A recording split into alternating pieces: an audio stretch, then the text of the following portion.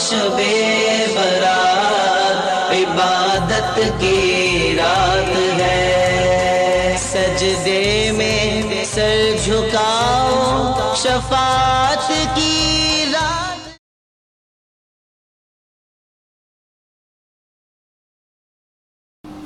نحمدہ ونصلی ونسلم علی رسولہ الکریم،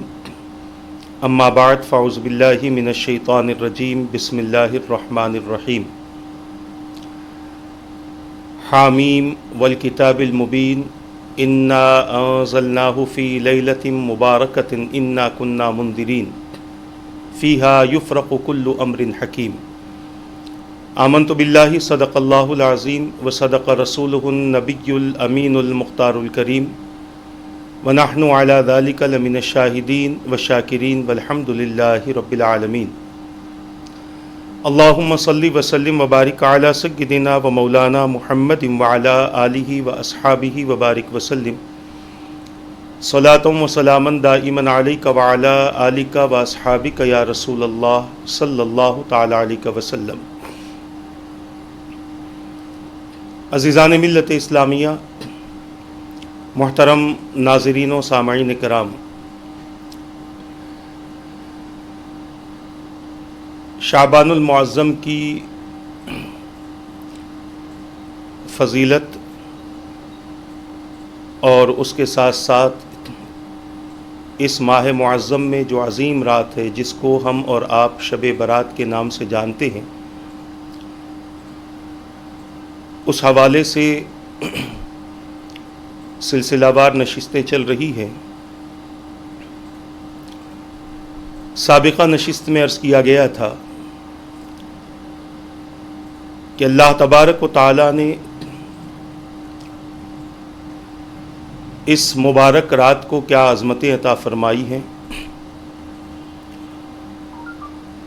اور جس چیز کو اللہ تبارک و تعالی برکت والا بنا دے،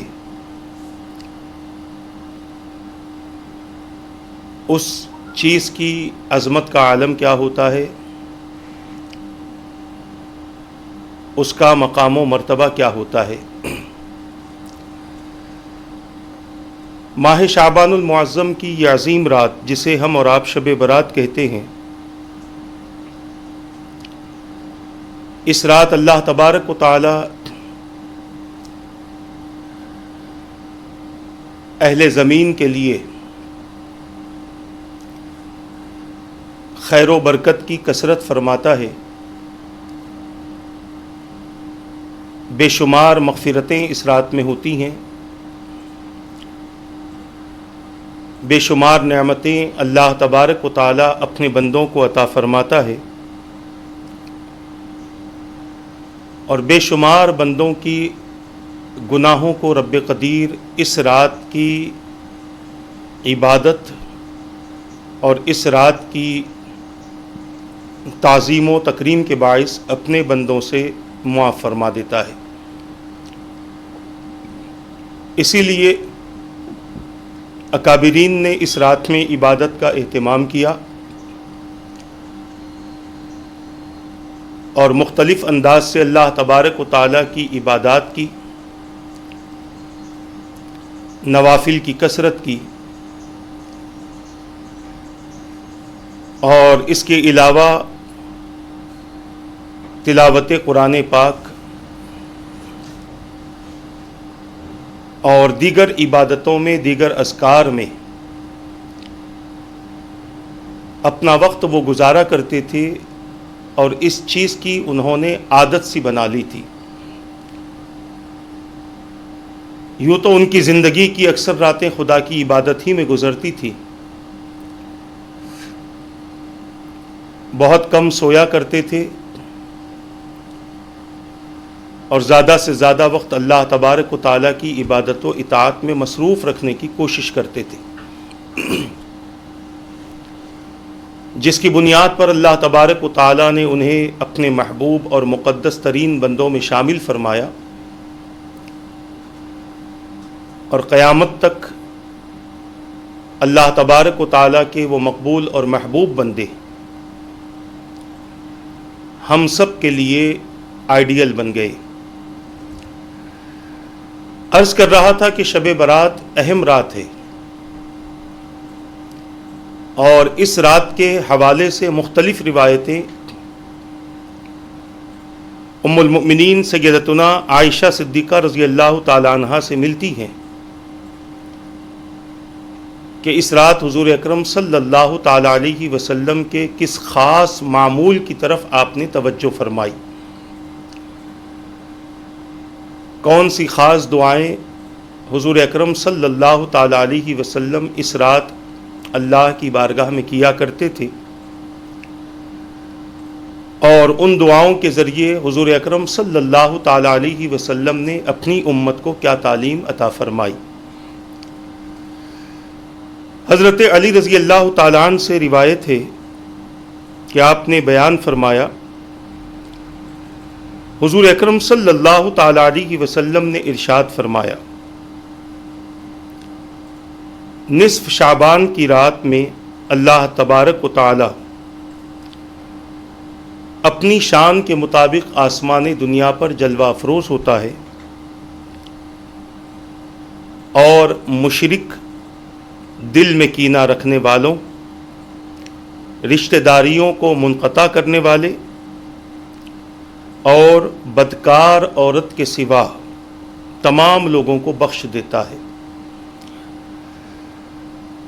اللہ کے رسول صلی اللہ تعالی علیہ وسلم سے اس رات کی فضیلت جن صحابہ نے یا ام المؤمنین نے جس انداز سے سماعت کی ہے، اسی انداز سے انہوں نے ان احادیث کو نقل فرمایا۔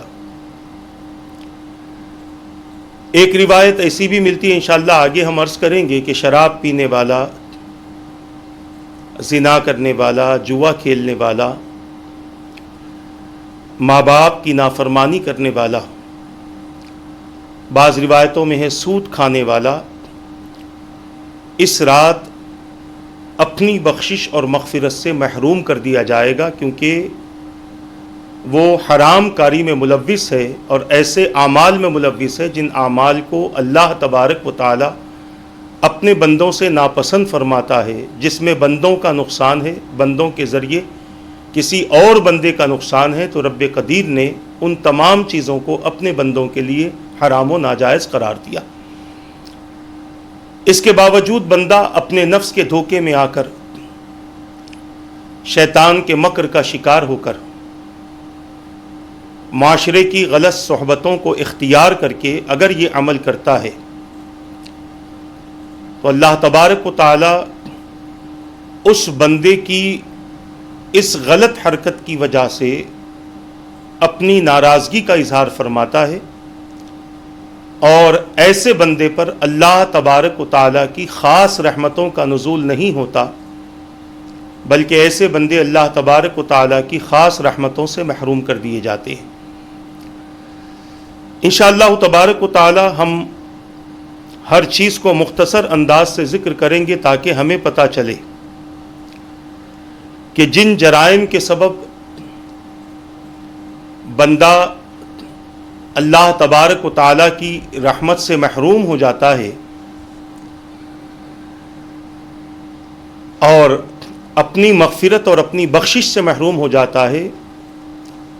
اس جرائم کی حقیقت کیا ہے اور اس پر رب قدیر نے کس طرح کا عذاب رکھا ہوا ہے۔ سب سے پہلی بات بیان کی گئی، مولا علی رضی اللہ تعالیٰ عنہ جس حدیث مبارکہ کے راوی ہیں، کہ مشرک کو اللہ تبارک و تعالی کبھی بھی معاف نہیں فرمائے گا۔ شرک ایک بہت بڑا گناہ ہے،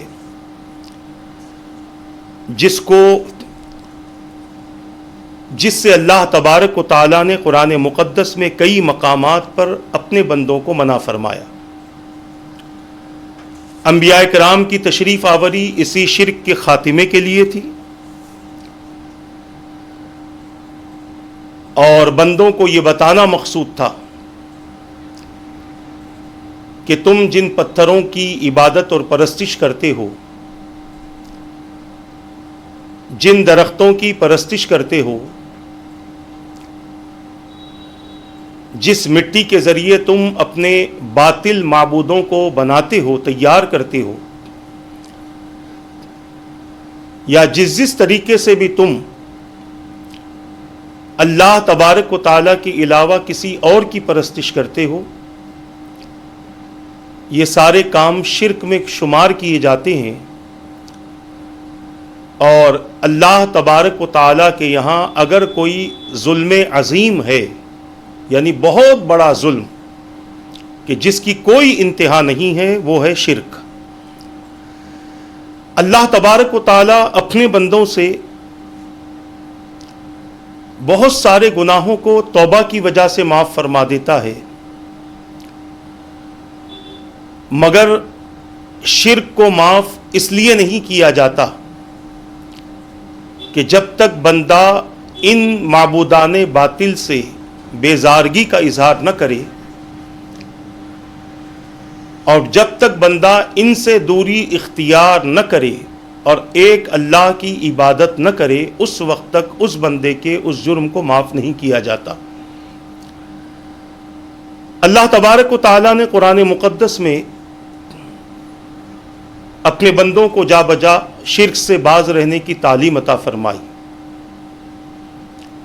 حضور اکرم صلی اللہ تعالی علیہ وسلم اس کی تلقین کرتے رہے، اور پھر اللہ کے رسول صلی اللہ تعالی علیہ وسلم نے اپنی امت کو شرک کے حوالے سے مکمل تعلیم عطا فرما دی۔ ایک شرک وہ ہوتا ہے جو بندہ اپنے آپ سے ظاہر کرتا ہے، اور ظاہر کرنے کا انداز یہ ہوتا ہے کہ اس کے عمل، اس کے قول اور اس کے فعل سے یہ پتہ چلتا ہے کہ یہ انسان اللہ کے علاوہ اور بھی کسی کو اپنا خدا سمجھ کر اس کی عبادت کرتا ہے، کسی کو اپنا معبود سمجھ کر اس کے سامنے سجدہ کر دیا، کسی کو معبود مان کر اس کے سامنے وہ جھک گیا، کسی کو معبود مان کر اسی سے اس نے مدد طلب کی، اسی سے رزق طلب کیا، دولت طلب کی، بارش طلب کی، ہوا طلب کی، یا جو کچھ بھی اس کی زندگی کی ضرورت ہے اس کو وہ مانگتا رہا اللہ کے علاوہ۔ تو اللہ تبارک و تعالی ایسے بندے کو مشرکین کی فہرست میں شامل فرماتا ہے،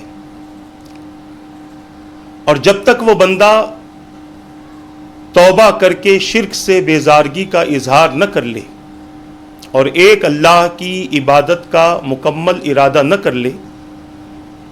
اس وقت تک وہ بندہ اللہ تبارک و تعالیٰ کی خاص نعمتوں اور خاص رحمتوں سے محروم ہوتا ہے۔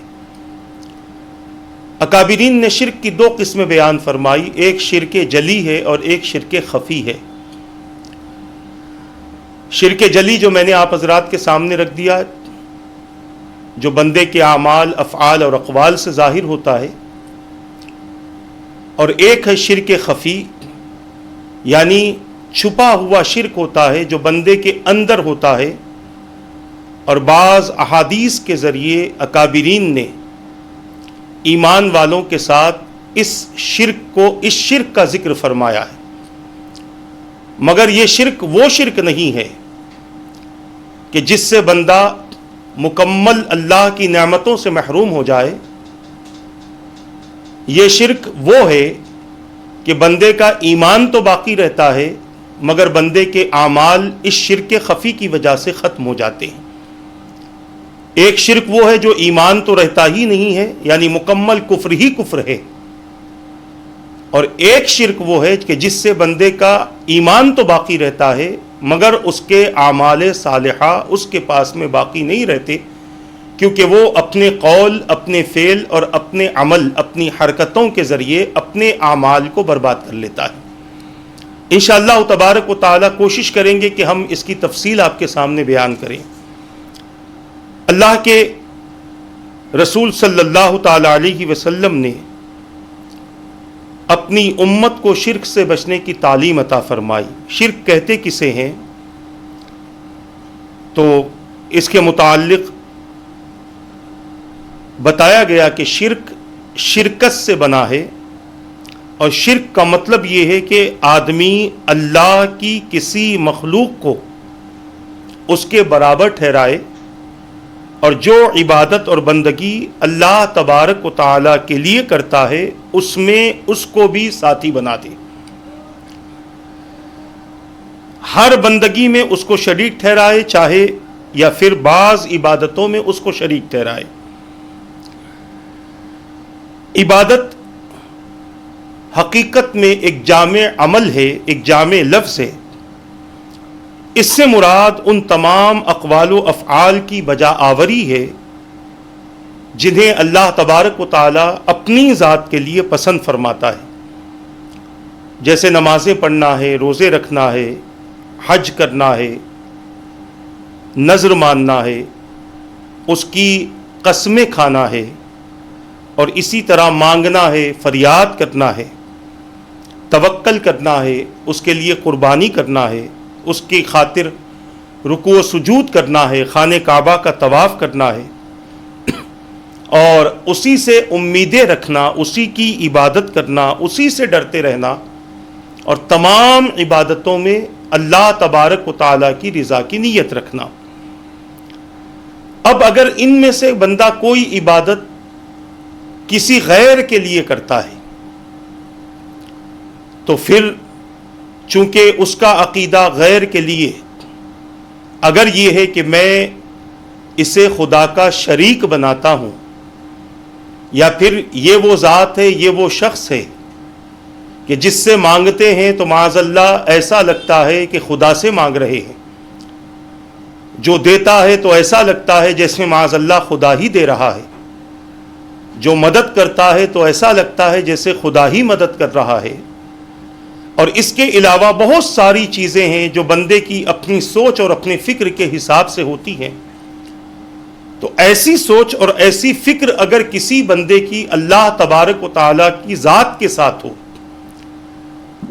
کسی اور بندے کو لے کر یا کسی شے کو لے کر، چاہے وہ معمولی سا تنکا ہی کیوں نہ ہو یا بڑے سے بڑا پہاڑ ہی کیوں نہ ہو، کسی کے بارے میں اس کے اندر ایسی قدرت کو ماننا اور ایسی صفات کو ماننا جو صفتیں خدا کی ہیں، جو قدرت خدا کی ہے، جو اختیار خدا کا ہے، جو عظمتیں خدا کی ہیں،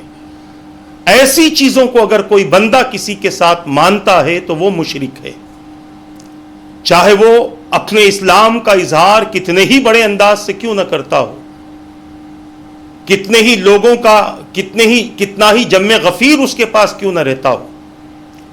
جب بندے کے اندر یہ کیفیت پیدا ہو جاتی ہے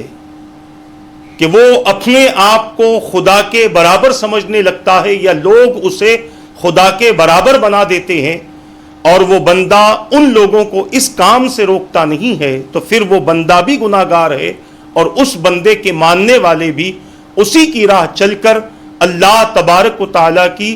ذات کو ناراض کرنے والے بھی ہیں، اور ممکن ہے کہ ان کا مسلسل یہ عمل ان کے لیے شرک اور کفر کا سبب بن جائے۔ عزیزان ملت اسلامیہ،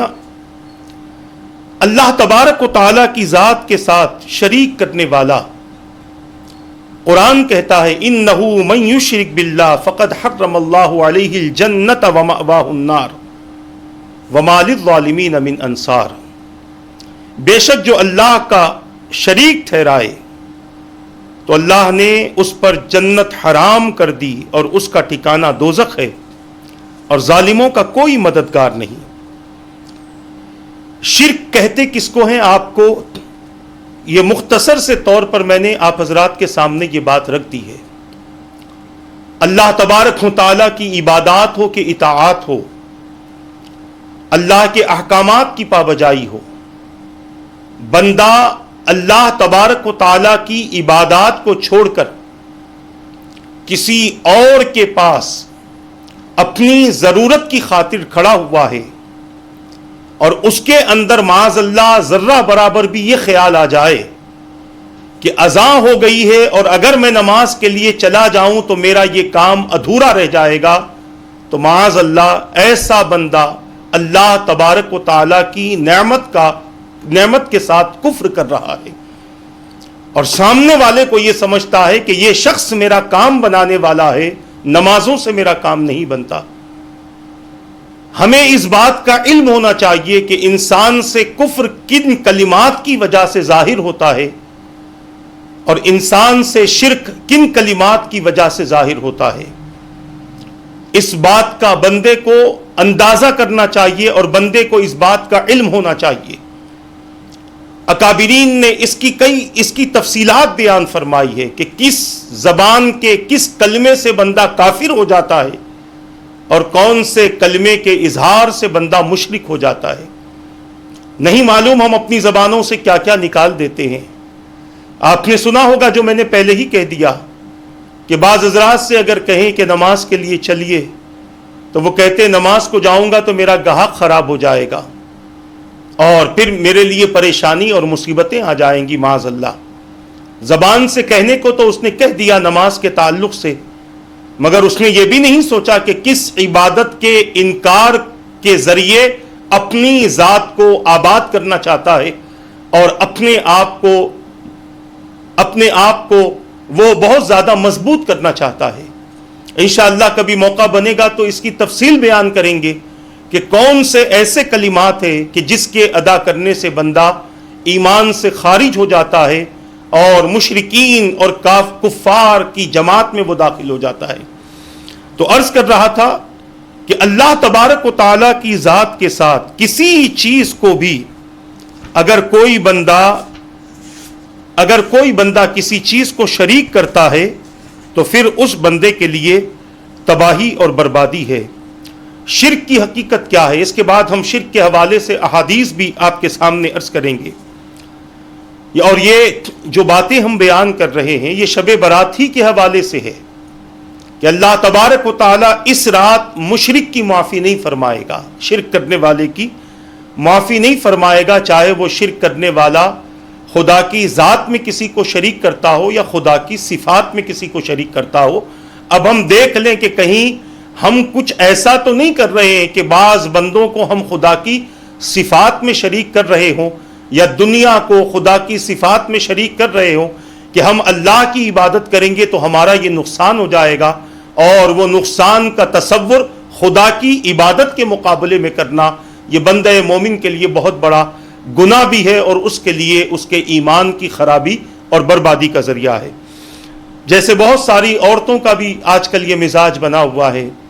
ان کے جب پسندیدہ پروگرام چلتے ہیں یا کچھ اور وہ اپنے معاملات میں مصروف رہتی ہیں،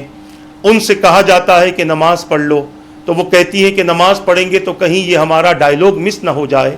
یہ سیریل مس نہ ہو جائے، یہ پروگرام مس نہ ہو جائے، یا ہم جن کاموں میں مصروف ہیں وہ کام خراب نہ ہو جائے۔ تو یہ الفاظ جو استعمال کیے جاتے ہیں، کبھی علماء کرام سے اس بارے میں دریافت کر لیں کہ نماز کے مقابل میں ہم نے اس طرح کے الفاظ کا استعمال کیا ہے۔ بعض لوگ استعمال نہیں کرتے مگر دل ہی دل میں سوچ لیتے ہیں کہ نماز کو جاؤں گا یا نماز پڑھوں گی تو کہیں ایسا نہ ہو کہ یہ کام میں خرابی پیدا ہو جائے۔ اس کے بارے میں سوال کر لیں، کیونکہ نیتوں کی وجہ ہی سے انسان کے اعمال کا ثواب اور انسان کے اعمال کو خراب کیا جاتا ہے بندے کی نیت ہی کے حساب سے۔ تو کبھی کبھی بندہ اچھی نیت کرتا ہے، کام نہیں کرتا تب بھی اسے ثواب دیا جاتا ہے، اور کبھی بندہ اچھی نیت کرتا ہے اور کام بھی کرتا ہے مگر اس کو لوگوں کے سامنے ذکر کر دیتا ہے تو اس سے اس کے سارے اعمال ختم ہو جاتے ہیں۔ تو بتانے کا مقصد و منشا یہ ہے کہ اپنے علماء سے معلوم کریں کہ ہم نے نماز کے مقابل میں،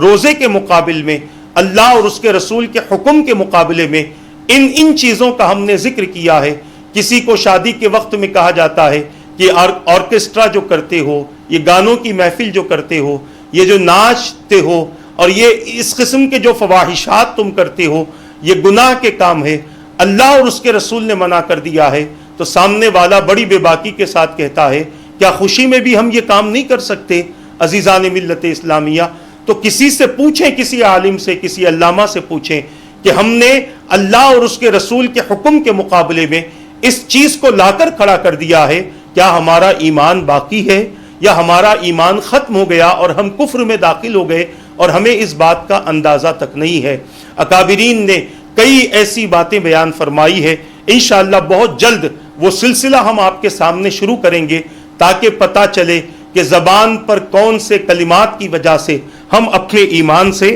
خارج ہو جاتے ہیں. عزیزان ملت اسلامیہ، ابھی آپ نے شرک کے بارے میں سماعت کیا. شرک کی حقیقت کیا ہے؟ اس کے بارے میں فرمایا گیا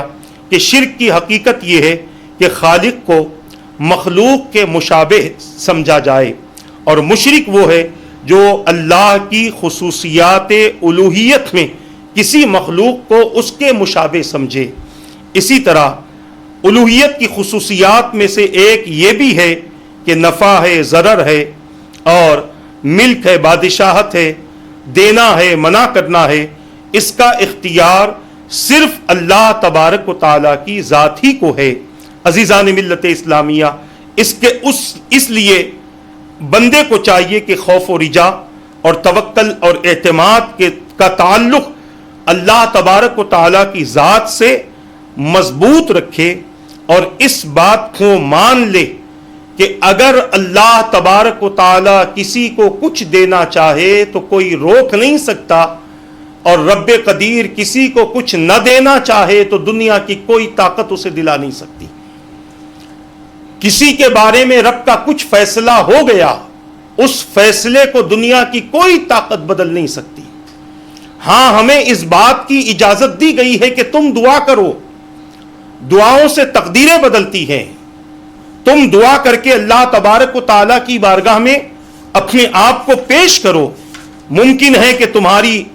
ان دعاؤں کو بھی اللہ تبارک و تعالیٰ ان پریشانیوں کے لیے سد باب بنا دے، ان پریشانیوں کے دور کرنے کا سبب بنا دے.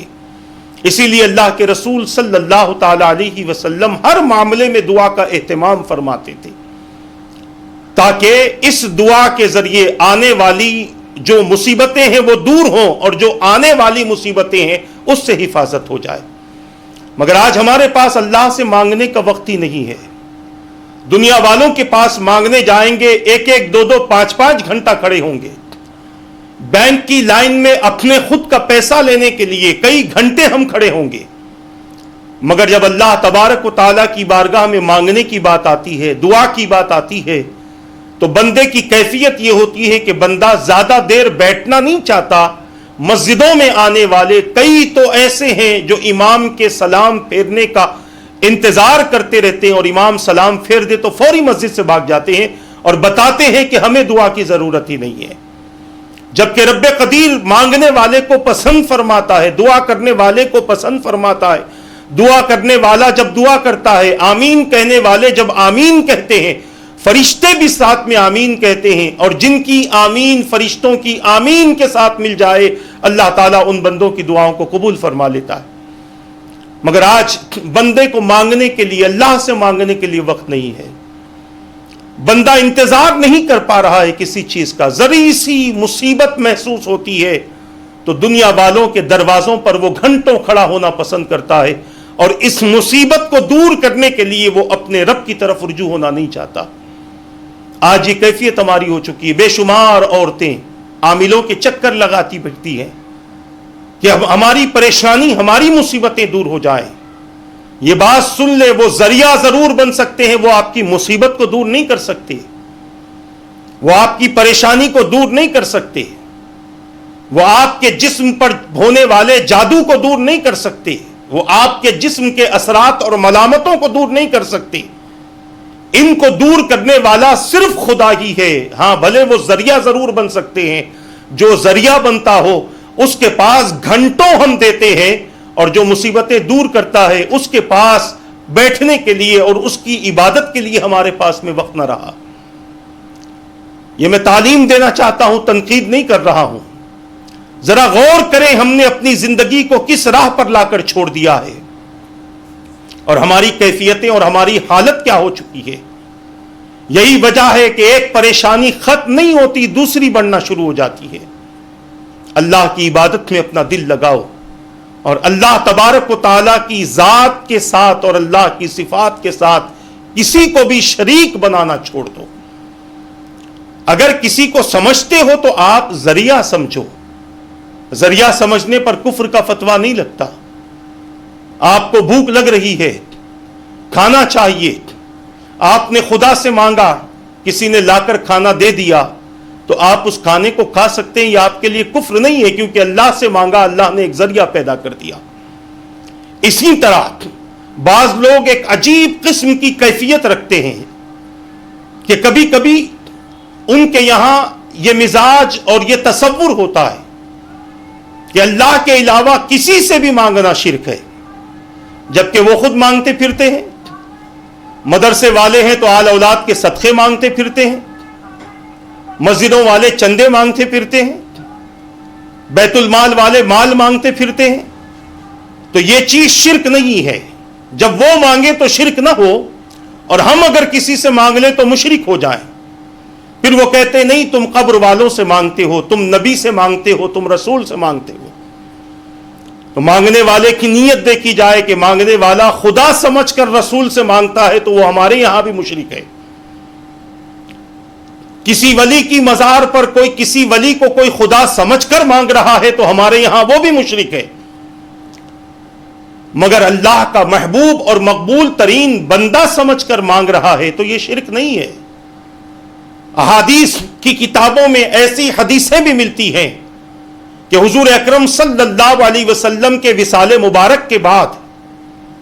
ایک نابینا صحابی حضور کی مزار مبارک پر پہنچ کر حضور کا وسیلہ دے کر خدا سے مانگتے ہیں،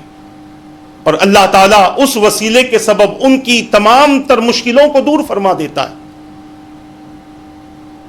جتنے بھی بارگاہوں میں جا کر مانگتے ہیں وہ وسیلے سے مانگتے ہیں، ان کے ذریعے سے مانگتے ہیں، اور ان سے بھی اگر کوئی مانگتا ہے تو خدا سمجھ کر نہیں مانگتا، بلکہ یہ سمجھ کر مانگتا ہے کہ رب نے اپنی عطا سے ان کو اختیار عطا فرمایا ہے، رب نے انہیں تصرف عطا فرمایا ہے، اللہ تبارک و تعالی نے انہیں بہت زیادہ اپنی طرف سے اختیار دیا ہے، اور اس اختیار کی بنیاد پر یہ اللہ کے بندوں کی مدد کرتے ہیں، اللہ کے بندوں کی یہ مدد کرتے ہیں۔ اور اگر وہ اللہ کے بندوں کی مدد کرتے ہیں تو نہ دینے والا خدا ہے نہ لینے والا بندہ ہے، بلکہ ایک بندہ ایک بندے کو دے رہا ہے اور وہ اپنا حق اپنے اللہ کے بندوں کے ساتھ ادا کر رہا ہے۔ شرک کو سمجھنے کی ضرورت ہے، ایسے ہی زبان کھول کر کسی پر شرک کا فتویٰ نہ لگا دیا جائے، کیونکہ اگر وہ مشرک نہ ہوا تو وہ شرک آپ کی طرف پلٹے گا، اور زندگی میں کبھی نہ کبھی آپ کی زبان سے شرکیہ کلمات نکل جائیں گے اور آپ کو اس بات کا احساس تک نہ ہوگا۔ شرک یہ گناہ عظیم ضرور ہے، مگر کسی کو مشرک بنا دینا یہ اس سے بڑا گناہ ہے، کسی کے تعلق سے شرک کے فتوے لگا دینا یہ اس سے بڑا گناہ ہے۔ بعض لوگ بہت بڑے علامہ ہوتے ہیں، بہت بڑے مفتی ہوتے ہیں، مگر شرک کی حقیقت سے وہ ناواقف ہوتے ہیں۔ میں بڑی ذمہ داری کے ساتھ عرض کر رہا ہوں، ورنہ شرک کی حقیقت سے وہ واقف ہوتے تو حضور اکرم صلی اللہ علیہ وسلم کی مزار پر انوار پر جانے والے کو وہ مشرک نہیں کہتے، اولیاء کرام کے آستانوں پر جانے والے کو وہ مشرک نہیں کہتے۔ ہاں یہ مانتے ہیں کہ اولیاء کرام کے آستانوں پر بعض غلط رسومات کیے جا رہے ہیں، بعض بدعات کیے جا رہے ہیں، مگر اس کی وجہ سے ان پر شرک کا فتویٰ لگانا یہ آپ کے عالم ہونے کے باوجود جاہل ہونے کو ظاہر کر رہا ہے، کیونکہ آپ خود حدیث سناتے ہیں کہ کسی کو سجدہ کرنا حرام ہے۔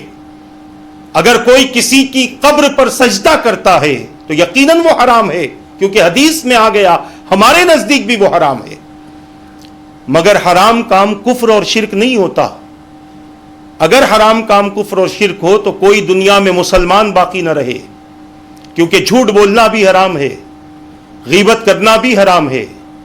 حسد کرنا بھی حرام ہے، رشوت لینا بھی حرام ہے، سود لینا بھی حرام ہے، سود کا پیسہ کھانا بھی حرام ہے۔ ایسی بہت ساری چیزیں ہیں جو حرام ہیں، آپ نہیں کرتے وہ چیزیں، آپ کے دل میں حسد نہیں، آپ کی زبان پر کسی کی غیبت نہیں ہوتی، آپ کے کان کسی کی غیبت نہیں سنتے، آپ کسی پر بہتان نہیں لگاتے، آپ کسی کو غلط ثابت کرنے کی کوشش نہیں کرتے، کیا آپ رشوت نہیں لیتے، کیا آپ سود نہیں کھاتے، آپ کو کیا پتا کس کی دعوت میں کون سا پیسہ لگا ہوا ہے، یہ بھی حرام ہے، پھر آپ مشرک ہو گئے۔ ہر حرام کام شرک نہیں ہوتا جب تک کہ حرام کام کرنے والا جو کام کر رہا ہے اس کو اپنا معبود سمجھ کر نہ کرے، اس وقت تک وہ کام شرک نہیں ہے۔ اگر شرک ہے تو دنیا میں شاید ہی کوئی مسلمان باقی رہے۔ خیر، یہ بہت بڑی تفصیل ہے، اس حوالے سے انشاءاللہ کبھی آپ کے سامنے گفتگو ہوگی۔ آج مجھے جو عرض کرنا ہے، شب برات میں اللہ تبارک و تعالی مشرک کو معاف نہیں فرماتا جب تک کہ وہ اپنے شرک سے توبہ نہ کر لے اور اللہ کو ایک نہ مان لے،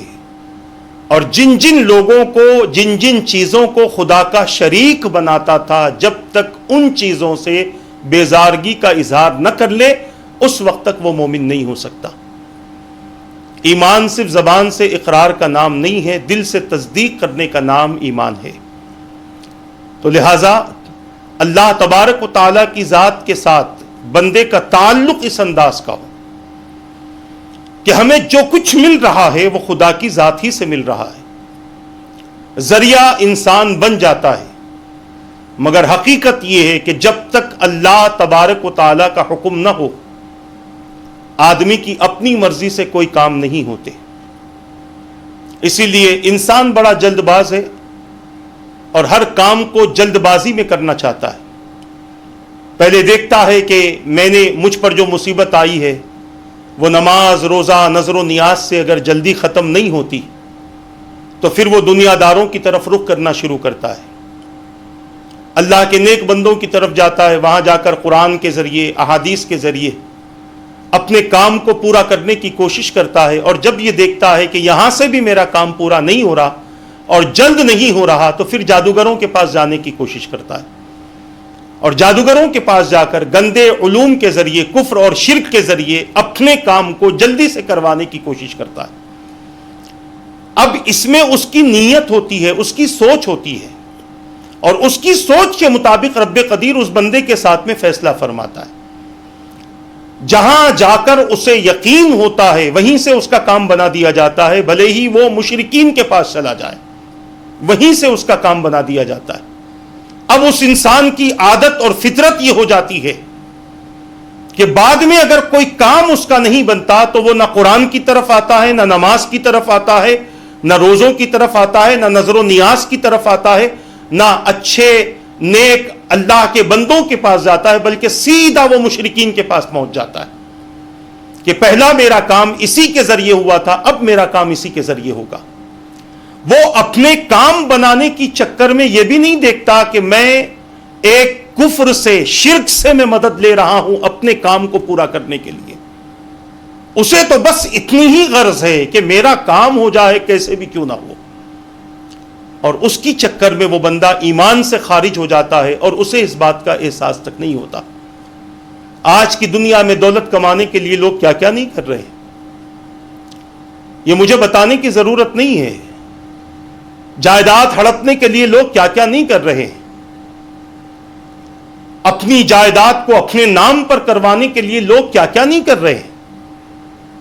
کئی ایسے برے اعمال کا شکار ہو چکے ہیں جو اعمال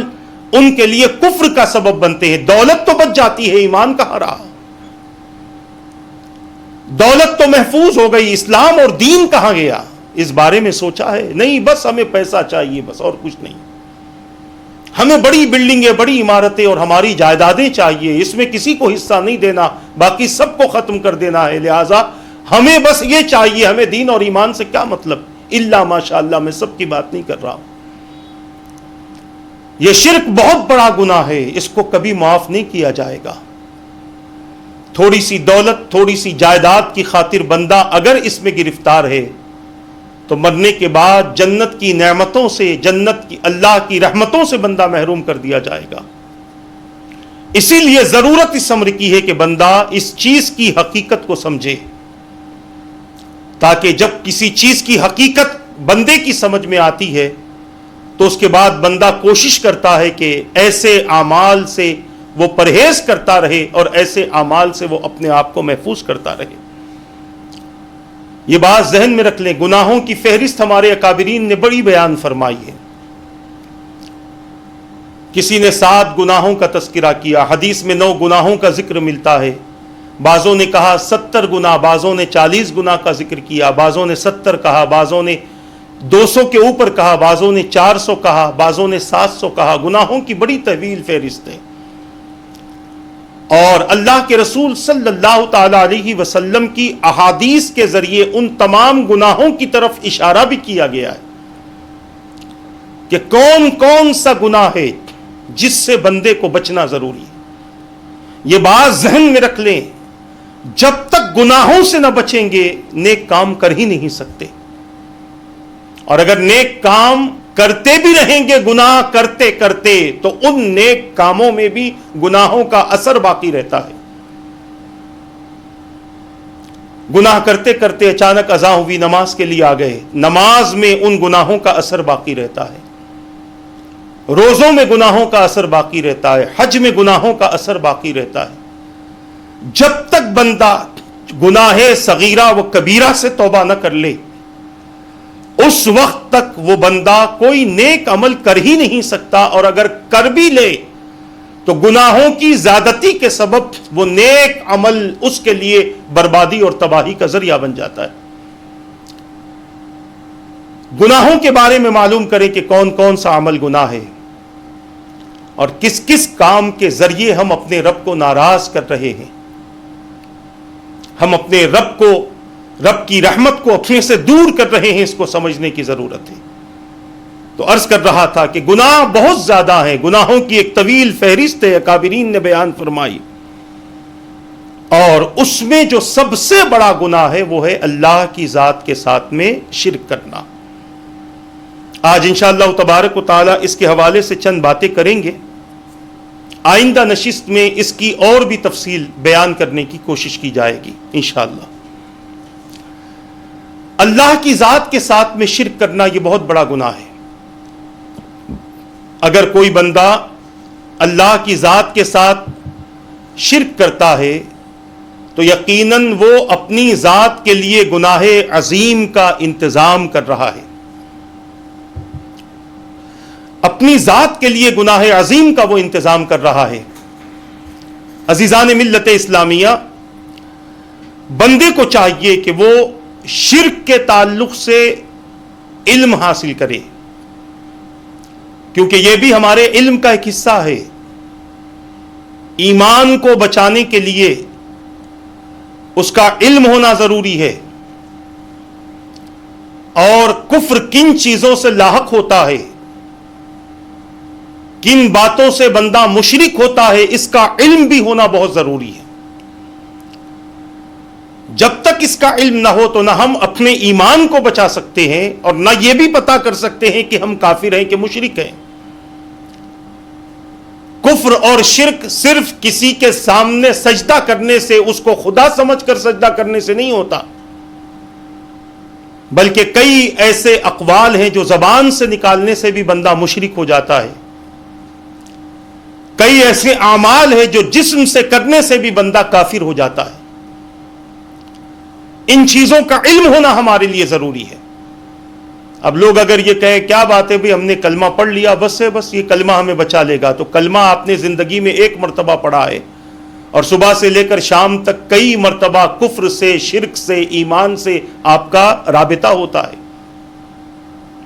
آپ کا آمنا سامنا ہوتا ہے۔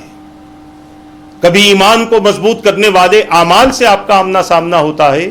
کبھی شرک اور کفر کو مضبوط کرنے والے اعمال سے آپ کا آمنا سامنا ہوتا ہے۔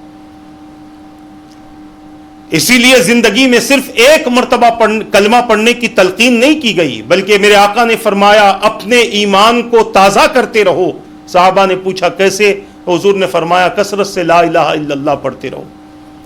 جانے انجانے میں اگر کفر ہو جائے تو اللہ تبارک و تعالیٰ پھر کلمے کی بدولت اس کفر کو معاف فرما دے۔ یہ رب کی رحمت ہے اپنے بندوں کے لیے، رب کا کرم ہے اپنے بندوں کے لیے، رب کی عطا ہے اپنے بندوں کے لیے۔ تو عرض کر رہا تھا کہ اللہ تبارک و تعالیٰ کی ذات کے ساتھ میں بندہ اگر کسی کو شریک کرتا ہے، ذات کے مقابلے میں شریک کرے یا صفات کے مقابلے میں شریک کرے، اور یہ مان لے کہ یہ اسی طرح معاذ اللہ ہمیں دیتا ہے جیسے ہمارا رب ہمیں دیتا ہے، تو وہ کافر اور مشرک ہے۔ اور اگر یہ سمجھے کہ اللہ تبارک و تعالیٰ کی عطا سے اللہ کے محبوب بندے اللہ کے حکم پر اپنے اختیار سے بندوں کی مدد کرتے ہیں تو یہ بات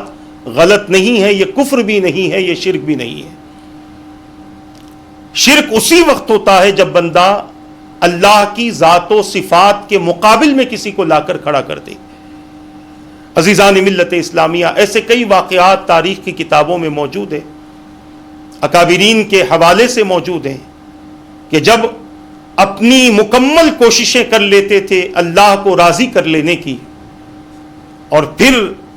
ان مکمل کوششوں کے باوجود ان کی دعائیں روک دی جاتی تھیں تو وہ اللہ کے محبوب بندوں کے پاس آتے تھے اور اللہ تبارک و تعالیٰ کی بارگاہ میں دعا کرتے تھے۔ حضور کے وصال کے بعد حضرت سیدنا فاروق اعظم رضی اللہ تعالیٰ عنہ کا واقعہ بھی ملتا ہے کہ